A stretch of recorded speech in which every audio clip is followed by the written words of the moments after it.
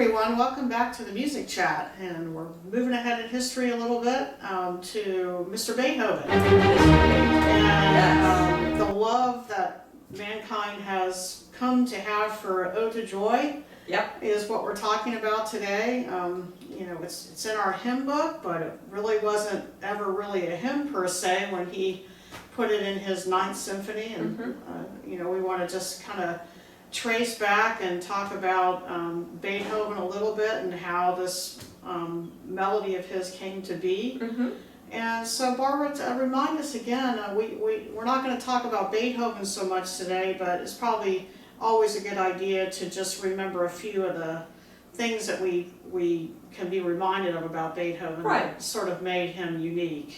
Absolutely, and it's kind of hard to understand after 40 of these that we've done that we've finally gotten to Beethoven. That's right. Wow. Yeah. It took us this long. Well, you know, a lot of our chats are about hymns and things. And he wasn't really a hymn writer. No, he didn't do a whole lot of sacred music even, really. No, you know, no, so it's solemnus, probably not such a surprise that we have. No, I agree with that. But good to know Ode to Joy a bit, because all of us know that. That's right. And it is still a absolutely triumphant hymn to sing. I think every time we sing it, we have a lot of joy in our And hearts. I think it's a lot of people just, it's their favorite many times, or they feel like, oh yes, my favorite, I know. You know, and so it's always a welcome. Always a welcome thing to sing and to hear.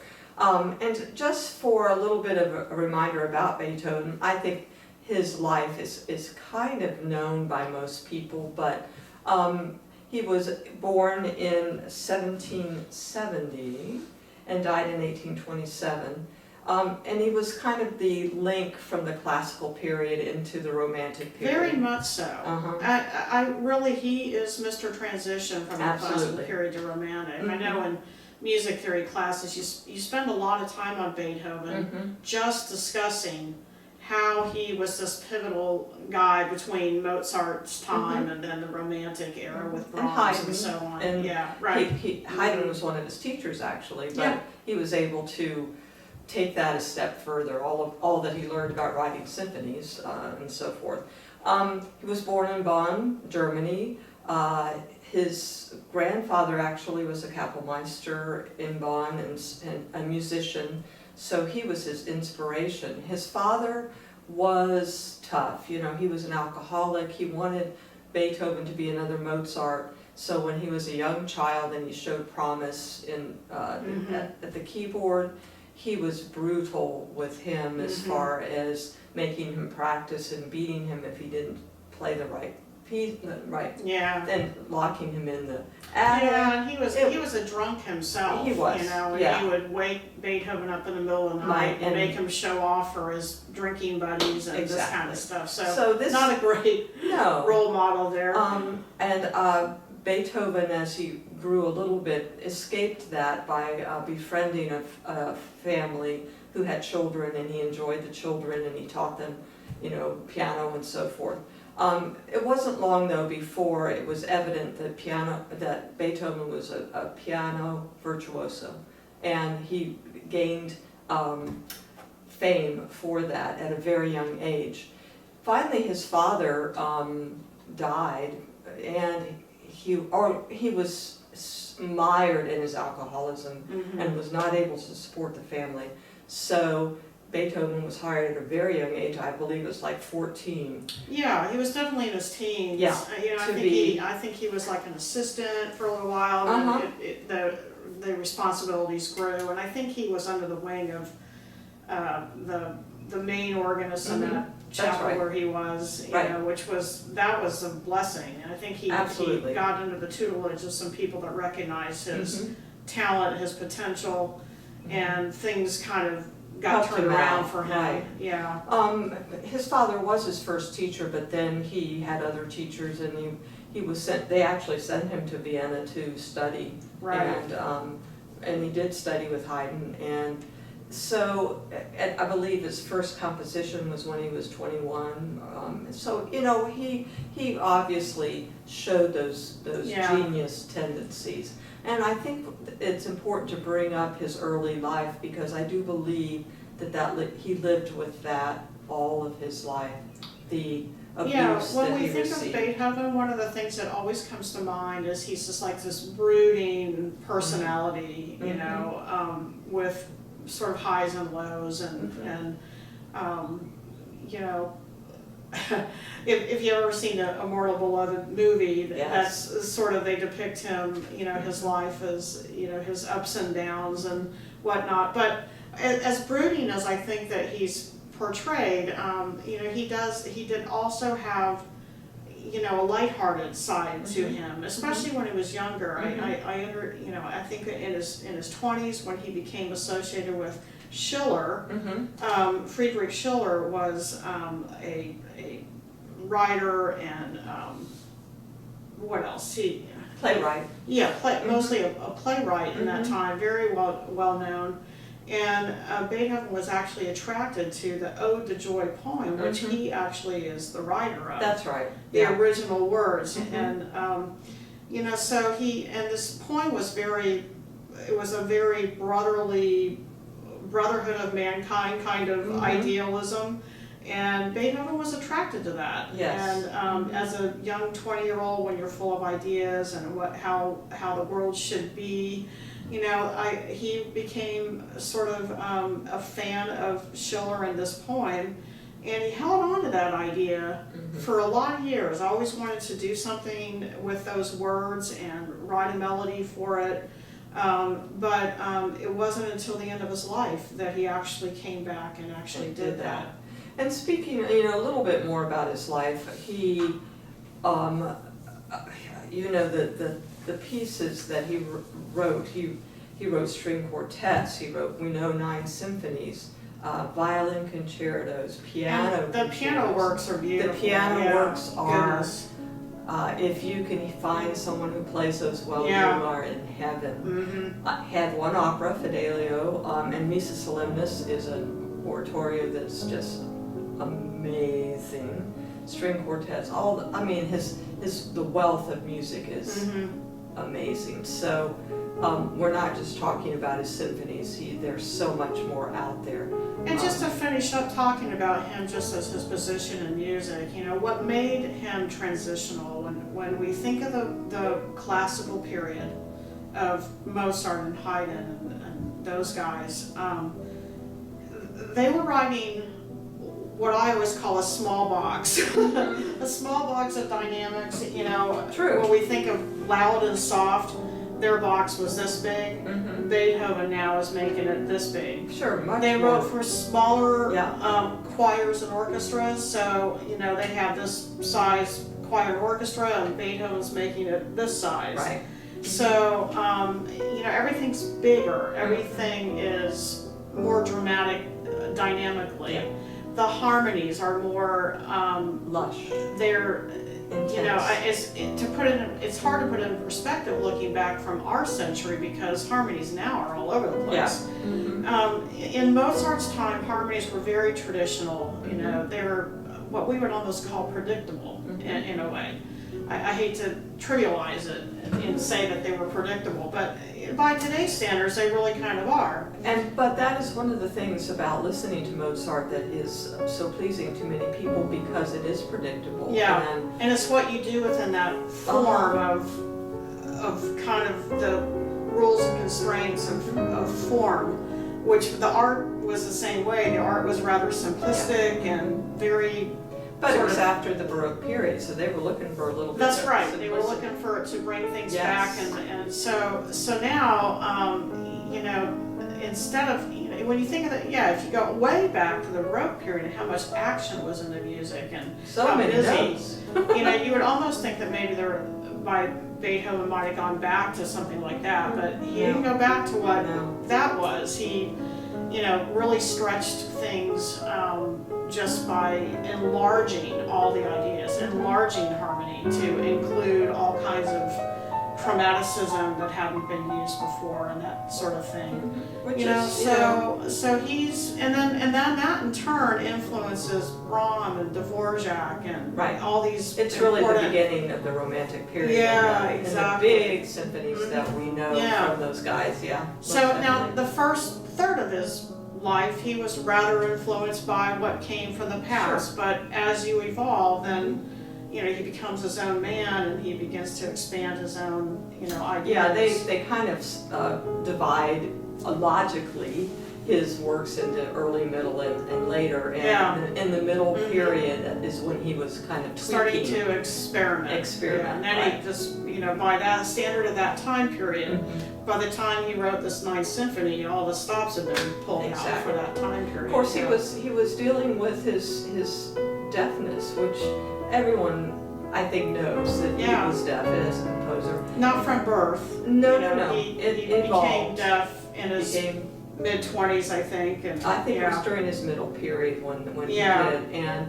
And I don't think he was completely deaf for a long time, but by the end of life, of course, he was. And he had really become known, I think I said, as a piano virtuoso. So he gained renown in that way, and then was asked to compose things by royalty and whatever. And so his composing became more prolific.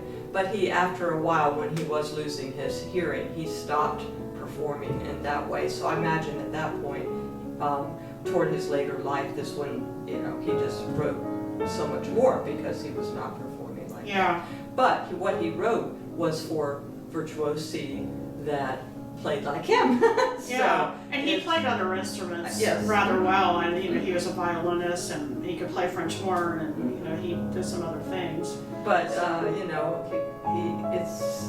it's pretty good to be able to play his concerti in his sonatas for sure.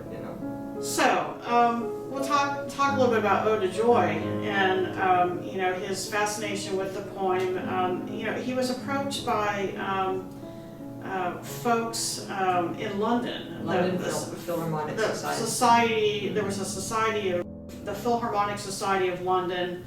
Asked him to write a symphony. Now, by this time, we're in the 1820s, and he is well known and well respected and pretty beloved musically. What's kind of interesting to me is if somebody came to me and asked me to write a symphony, I would get right on it. But it wasn't, they put this out there, they commissioned him to do this, but he didn't really get around to it yet for another couple of years, but he finally did, and he took 3 years to write it. And also think though, now our communication is instant. Back then, communication took a while, so we're not talking about them getting on the phone or texting them and saying, Beethoven wrote this. So things moved, I think, much more slowly anyway because of the fact that it just took so much longer to communicate. I know, I can't even imagine. But I always imagine that the cumbersomeness of all that. But he wrote it. He wrote. It's a 4-movement symphony, and the last movement is the one we're really talking about here. It was innovative because no one had ever done a choral symphony before. That was huge. So the first 3 movements are completely orchestral, and we're not even going to really talk about them. But along comes this 4th movement, and it starts out instrumental also.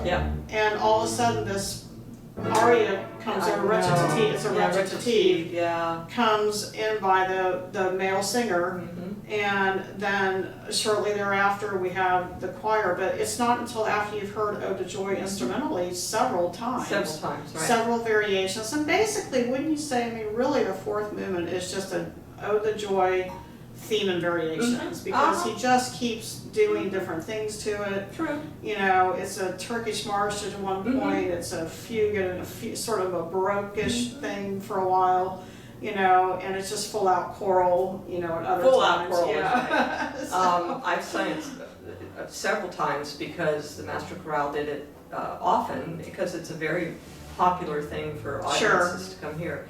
And one of the interesting things is, as a choir member, you sit on stage and listen to the whole first 3 movements, which is really fun. And then all of a sudden, you've got to be on, and then it is a song fest. I mean, it is so exciting, but it is loud.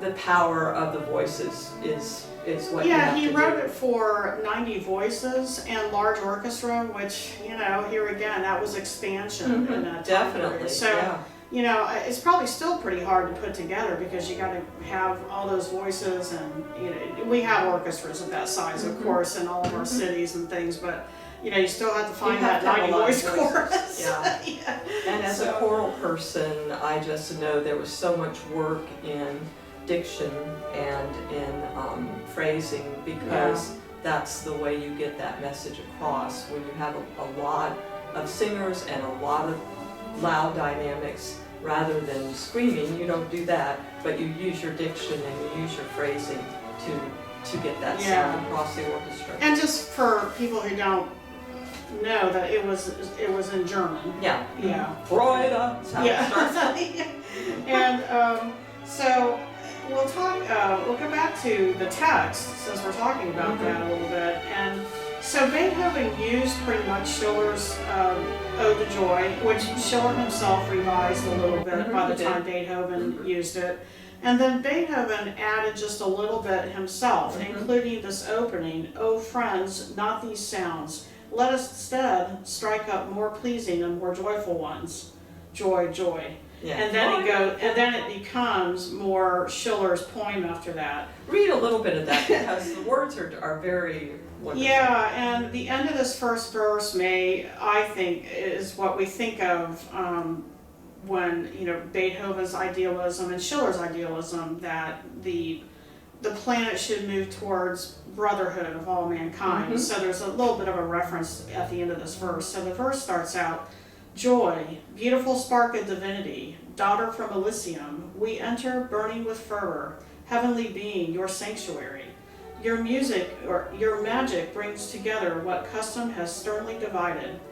All men shall become brothers wherever your gentle wings hover." So brotherhood there. Let's see. I'll just kind of glance down. Joy, the daughter of Elysium. Joy, the daughter of heaven. Gladly, just as his sons hurtle through the glorious universe, so you, brothers, should run your course joyfully like a conquering hero. That's towards the end. At the very end, do you bow down before him, you millions? Do you sense your creator, O world? Seek him above the canopy of stars. He must dwell beyond the stars. I know. It's so cool, isn't yeah, it? it's so very uplifting. And it's funny because we don't hear these words. If you go hear Florida Orchestra do the Ninth Symphony, it's going to be sung in German. Right, yeah. So and then it's still going to be Schiller's. It's going to be Schiller's. So we don't really get to hear the English translation about what Schiller was writing really about. saying And in it his is, poem. the essence really is that the joy, the beauty, everything that brings you joy in life is proof of God's existence. Yeah. And that is what you need to focus on, and bring joy to each other, and wrap your arms around the joy. Yeah, and I'm so happy that the brooding Beethoven thought that was such a great idea and concept, and that's where we should move towards in all times. So, the melody itself, Beethoven even acknowledges that he used the melody that eventually became what we think of as Ode to Joy. He had used it previously. But he tweaked it, and so it's not exactly. And so I actually printed out the copy of, there's an art song that he used the melodic material from, and it's very pianistic. I'm going to play the piano accompaniment, which really follows the vocal line pretty closely. But I'm going to play the piano part because it's so delightful and so Beethoven, and so it's very fun to play. I don't know it real well, so hopefully I can give it justice.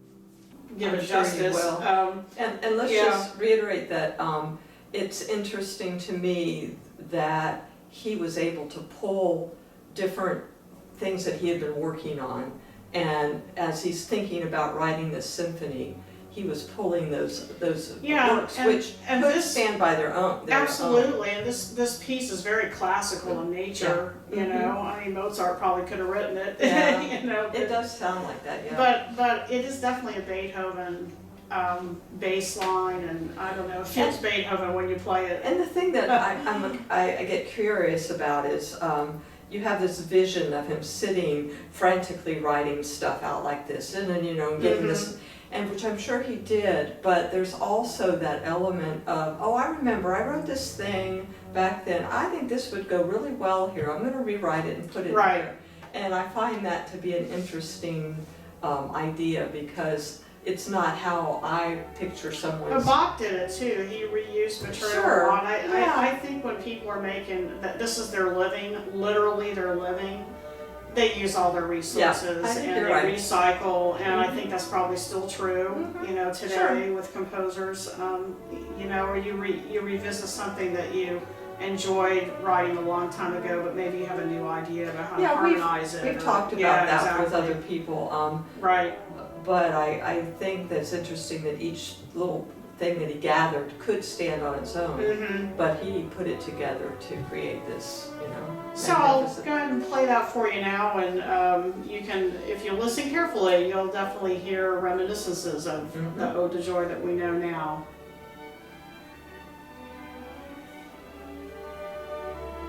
And so there you have it. Yeah. Ode to Joy. Yeah. Very, very nicely done. So, but then, you know, we talk. Well, we should, before we leave and talk about Henry Van Dyke's part in this. You know, the performance was premiered in Vienna. He had spent he had a lot of his life in Vienna, and kind of took over where Mozart left over in that city. And so it premiered there, and you know, tell us, Barbara, about the premiere and all the stories that go with it. The story Beethoven's is part right, in that. and the one that we kind of settle on that probably has some truth to it is that they, of course, wanted him at the premiere. Well, he wanted to be there. Yes, He didn't just want to be there. He wanted to be there. Yeah, He wanted to he's conduct. completely deaf by now. Right, he cannot hear a thing. So he's out front conducting, waving his arms. They said sometimes he was standing up, sometimes he was on the floor. It was all over the place, but he could not hear a thing. Right. So they had another conductor, and of course the soloists are there and whatever. So the conductor, the official conductor was the Vienna's house conductor, Yeah, right. basically, yeah. Mhm. So there you could picture that, he's waving his arms around, and everybody else is watching the other conductor. And of course, it was well received, and when it got to the fourth movement and all of this, this was a brand new thing to have a vocal part in a symphony, and of course it makes them just get up on their feet at the end, and they just loved it. And the story is, of course, that after it was over and the triumphant last note was sung, that the audience stood and applauded. Beethoven is still up there moving his arms around because he doesn't realize it is over, and the soprano walks over and turns him around to show that it was finished. And so that he could see, Right. you know, I guess they were, there was a lot of, you know, hats being Yeah, thrown. right. And, you know, you they could wanted see to that show they him were- in every visual way they could How their wonderful it was. appreciation. Right. Yeah. So that's a story that probably has some essence Yeah. of truth, and it's kind of nice to think about. I could picture that, Yeah, and especially when you think about how disheveled he kind of was anyway, and you know he was a typical genius personality, and so you know you sort of think about that when he was just in his moment, into you it, know, and just hearing he everything had he this, said. he had his stories turning pages. He in his own mind he He was was where he hearing it. was, you know, Right. he was hearing it in his own mind. And I was thinking Yeah. also about how, as a deaf person and a person who can hear music and know exactly what it's supposed to sound like in your mind, that must be going on constantly. I mean, how Yeah. does he stop that? Right. And so that, you know, Right. you have to love him. Yeah. You have to love him. Yeah, for sure. And you know, when he passed away, it was quite honored. It was a big yeah, deal. right? It was, yeah. Yeah. So the words that we know to Ode to Joy that we sing in church, many hymn books have joyful, joyful, we adore thee, and those words came to us from Henry Van Dyke. Who lived in the early 1900s. Do I have that right? Yep. Let me see. His dates were 1852 to 1933. So yeah, early 1900s. He writes lyrics for Ode to Joy. 1907. Yeah, 1907. And he had been staying in the Berkshire Mountains, Right. and was inspired by the scenery.